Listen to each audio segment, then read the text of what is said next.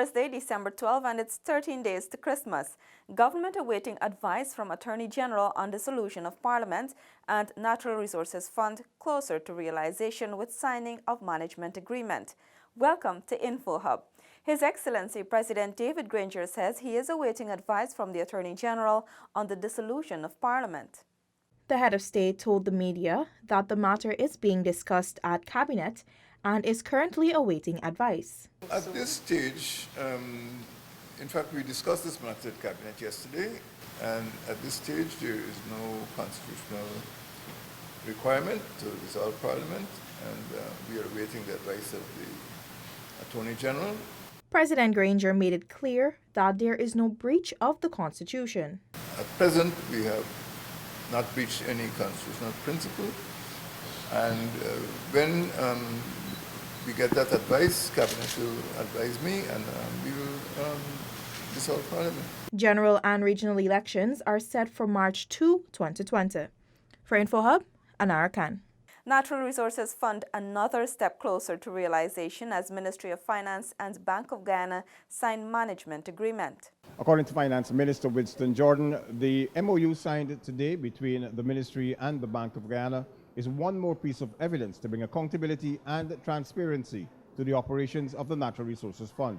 We intend to make everything open and transparent as it relates to the Natural Resource Fund, and two, it gives me an opportunity to urge all who wish to write on the fund to first read the act, compare the act with if they have any existing or known acts, because very often reference is made to Norway, and when in fact our NRF in many respects is modeled after Norway, taking the good parts of Norway that we can use at this stage of our development, together with other parts as it relates to Chile, or if it's Uganda or so forth. We're trying to get the best of both worlds, given the stage of development at which we are at. The Bank of Ghana will also prepare monthly, quarterly, and yearly reports as required by the Finance Minister. It will also meet all of the Natural Resource Fund's operating expenses, which will be compensated for from the fund. It will also implement management systems, procedures, and risk management arrangements while developing its human resources to ensure effective management. The minister will also be advised of all significant events affecting the fund in any way. The Bank of Ghana will also provide members of the public with information on the fund as required by law. Dr. Ganga cautioned that sanctions can be brought against stakeholders in case of misconduct or acts of omission. The minister will also provide with at least 5 working days' notice of written payment instructions to transfer accounts from the Natural Resources Fund to the Consolidated Fund. The role of the Bank of Ghana in the management of the Natural Resources Fund was explained by its governor, Dr. Gobind Ganga. The Bank of Ghana shall be responsible for the daily operation of the fund, which shall include A. Investing the fund in eligible asset classes, B. Receiving deposits, making payments and accounting for all deposits into and withdrawal from the fund, maintain the books of account and records of all financial assets and liabilities of the fund, appointing and dismissing private managers, custodians, banking correspondents, dealers, brokers, and other financial intermediaries necessary for the proper operational management of the fund. The formulation of the Natural Resources Fund is critical before Ghana sees first oil in a few months. Over 100 blocks of mining lands were up for grabs when the Ministry of Natural Resources, through the Ghana Geology and Mines Commission, kept its promise to residents of Region 8 and held a mining lottery. The mining lottery was held at the Madia Town Hall on Wednesday. Speaking with InfoHub, Minister of Natural Resources, the Honorable Raphael Trotman, said though the task in identifying mining lands was challenging, he applauds the GGMC for being able to locate the blocks. Minister Trotman said he was happy that his promise to the residents was fulfilled. We were here last in August, and the residents were quite boisterous about the need for lands. And we're talking about people who are accused of raiding other people's lands and who were crying out literally for me to hear them that they needed some land. So I went back to town and pressed GGMC to find some lands. Of course, lands are not easily and readily available. Minister Trotman said it took some effort, but finally government was able to locate the 100 mining blocks. Just looking at the faces today of the residents, they were quite happy and quite elated that they each have their own We wish that we could give to as many as need them, but we just can't. But I'm happy that at least we were able to brighten up the lives of 100 residents of Madhya. He encouraged those who acquired a mining block to utilize it in a safe, sustainable, and responsible manner. Previous mining lotteries were held in Georgetown, Port Kaituma, and Bartico. For InfoHub, Anara Khan. As government continues with efforts to ensure workers' rights are respected, Minister of Social Protection, the Honorable Amna Ali, made it clear that companies who continue to underpay their employees will be taken to court.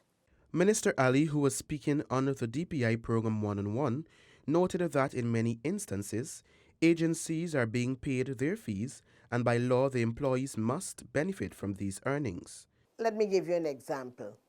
The Ministry of Education contracts security services. The government will give the Ministry of Education the monies for the security service, and the Ministry of Education pays the companies. Now, when you pay the companies, it is expected that it trickles down to the workers because they are receiving the monies. We find that some security services, they do not trickle down that wage to the ordinary workers. Minister Ali said government will not sit idly by and allow employees to punish at the hands of their employers. We are taking that very seriously. As a matter of fact, at the moment, a few of the companies are being investigated, and we intend they have to pay the people their money, or we will take them to court and we will blacklist them so that they will not be given contracts for those purposes. The Social Protection Ministry has implemented several other methods which aim to reduce the unlawful act. We have been having seminars with them. We have been doing a lot of visitations, inspecting their books, investigating complaints, and bringing them in line to comply with the rules. But like I said, some adhere while some give a deaf ear to it. But we have had improvements in that respect. For InfoHub, I am Kellon Rover. When we return, Bartram Collins College graduates 56 public servants, and Child Care and Protection Agency attributes increased reports of child abuse to sensitization efforts. Details of these stories and more after the break.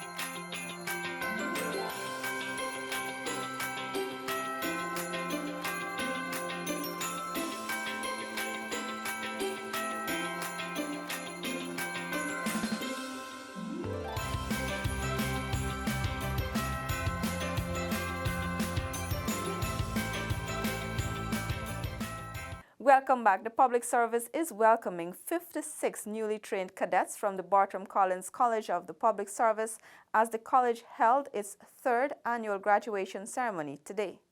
Described as the new visionaries of the public service, the graduates will form part of the revamped public service. A product of the vision of His Excellency President David Granger, the school exposes the students to a wide variety of subjects and training to create well-rounded leaders. Minister of the Public Service Honorable Tabitha Sarabohali, delivering the charge to the graduates, urged them to continue to be the change agents they are meant to be. What you have in you is what is needed in the public service. The college is an institution created to transform the public service to provide the highest quality of service to Guyanese. Minister Halley added that these newly installed public servants must take their responsibilities seriously. I would like to urge you not to be daunted by what you may or may not see. what you think may or may not exist in the public service. As the visionaries, as I would like to call you, your role is a bit different. Your role is to see what exists and take advantage of the opportunities that may be available to you to see how you can make those things that exist, if they're not working, work in the best interest of the entire country. The former cadets benefited from 6 months of academic work in a wide range of subjects from qualified lecturers. They also participated in 2 months of a study tour to several regions to better understand cultures and, most notably, 4 months of work attachment at the government ministry or agency. Natisha Isaacs for InfoHub. The Child Care and Protection Agency has attributed the increase in reported cases of child abuse to its sensitization efforts. The agency disclosed that it has received 3,752 reported cases of child abuse as of the end of October. Director Ann Green said family members were the principal perpetrators, with others amounting to 14.9%. This is ironic, since the home is where a child should be safe. Looking at the breakdown of the reported cases, neglect as usual leads with 1,729, followed by sexual abuse, 890 cases. Generally, there's a steady increase in the reporting of cases over the years, and this has been attributed to the systems put in place for reporting. Green said the CPA's Communicating for Development initiative would continue to raise awareness, while new methods will be used to boost the public's involvement in child protection. The last half of the year, we worked on 2 awareness programs. One is a parenting skills awareness video with 7 episodes, and the other is an interactive storybook for teachers to use with children to highlight safe and unsafe touching and to encourage children to always tell about any situation that makes them feel uncomfortable. The director highlighted some challenges. 3 major challenges. 1, the absence of a pediatric mental health facility to meet the mental health needs of children. And we have children as young as 5 and 6 years old that need special mental health treatment. The absence of the processing centers for juveniles. That is a provision in the Juvenile Justice Act, and this is serious. She said referees and coaches were exposed to special seminars, while 271 parents benefited from the Positive Parenting Program, and 223 youths completed the Pregnancy Prevention and Empowerment Program. For InfoHub, I am Kellen Rofer reporting. The Maritime Administration Department on Wednesday commissioned a Maritime Safety Center in New Amsterdam Region 6 as part of the efforts to heighten safety measures. Across the country, we have almost double the amount of traffic we had 1 year ago. And that is not only a sense of why we opened the center, but because there will be an increased need for safety itself. In the region is 3 main ports in Guyana. We have Georgetown, which is the main commercial hub. But because we see Georgetown as almost at the point where it will no longer take any more infrastructure in the port itself, we see it inevitable that some of the business will have to expand out to the other 2 ports, both in Essequibo and in Berbice. Director of Maritime Safety, Captain John Flores. He emphasized that the administration will continue to expand its services and improve where necessary. Director of Port and Harbour, Louise Williams, highlighted that MARAD over the years commissioned other maritime safety centers in Regions 1, 2 and 7, with another to be commissioned in Region 10 come 2020. In promoting a holistic culture of safety, MARAD had embarked on a number of initiatives. This would have been across all regions of Guyana, such as the distribution of life jackets in various riverine areas, sensitization campaign in collaboration with the Coast Guard and the Marine Police. Williams urged persons in the sector to comply and practice safety on the waterways, ensure their vessels are inspected and licensed. For InfoHub, Ayana George. That's all for today. Connect with us on WhatsApp, Facebook, and YouTube. Much more news is on our website, dpi.gov.gy, and pop over to Instagram for the latest photo updates at DPI Guyana. Your bridge and weather reports are up next. Goodbye.